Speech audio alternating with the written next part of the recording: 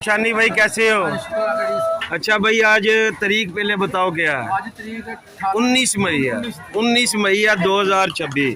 अच्छा, आपके पास क्या क्या पड़ा हुआ है? हमारे पास आड़ू भी है, आलू बहारा भी है। आड़ू वालों की गांड फट गई है। चलो यार, ये लफ्ज यूज ना करो, लेकिन आड़ू मंदा हो गया है, जिसकी वजह से बिक नहीं रहा और हर पड़िए को गुस्सा है। भाई ये कितने का आड़ू है? ये लिया 620 का। ये 620 का भाई ने लिया है। हक्का लाल की 30 खटी लगेगी, 650 का मिल जाएगा। पेटी पुटी खोल के। अच्छा, और ये आलू बारे का बंडल कितने का है? आलू बहारा बंडल 1300 का। एक कितने का बना भाई? बन गया 450। 450 का एक पीस है। तकरीबन 1300 ग्राम इसमें वजन है, 1300 ग्राम। और ये खरमानी कितने की है? 600 की है। भाई खरमानी भी रियायत हो गई है। 19 तारीख है, खरमानी भी अच्छी है, 600 रुपए की है।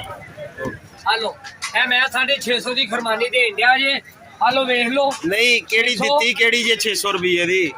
चकोर 650 की देन दिया जे। 650 रुपए की। 620 रुपए की मैं खरीदारी की थी। ओए होए भाई, बड़े मंदे हालात ये। बड़े मंदे हालात ने। आलू बुखारा आलू बुखारा उड़ मोड़ दा आया असल विचों लाल निकलेगा, बड़ा ही प्यारा है। पेटी किन्ने दी है? पेटी 1400 की देन दिया फाइनल करके। फाइनल करके हाँ, 1400 वजन भी बड़ा रुपए है। दी। कितना का वजन है?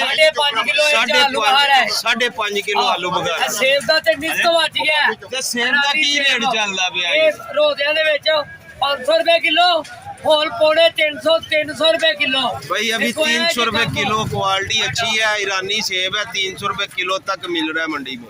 19 तारीख है, 19 मई है। और लुगाड़ का क्या सीन है? दुकान एक नंबर हो गई है। पुट्ठी खोली है, बड़ी महंगी हो गई। कल 750, आज 800 रुपये की फरोख्त हो भाई गई। उल्टी और सीधी है, एक नंबर लुगाट, एक नंबर है भाई के पास है, वाकई एक नंबर है। तो ये कितने की? 750 ये उल्टी है। 750 की। 750 दी है ये नहीं, 750 नहीं। अच्छा, 730 रुपए दी लेती है। एक भाई, एक मेरा और एक लड़की का इसमें मसला चल रहा है। वो कहती है कि भाई मैं लीगल बात कर रहा हूँ। वो कहती है अंकल को अब आराम करना चाहिए घर में। कराची की लड़की है, बैंक में जॉब करती है वो। जब भी तुम्हारी वीडियो आती है नीचे कमेंट होता है अंकल को काम छोड़ देना चाहिए। उनको बोलो ना, मैंने उनको 5 बेटियां हैं हाँ और 2 बेटे हैं छोटे छोटे। ठीक है। ये रोजी ना कमाएगा तो उनको कौन खिलाएगा? अब फरखंदा मैं बीमार हूँ तो फिर क्या है? हाँ, मेरा लेकिन दिल तो बादशाह है। अल्लाह ने सेहत दिया हुआ मैं है। बीमार हूँ तो क्या है, मेरा दिल तो बादशाह है।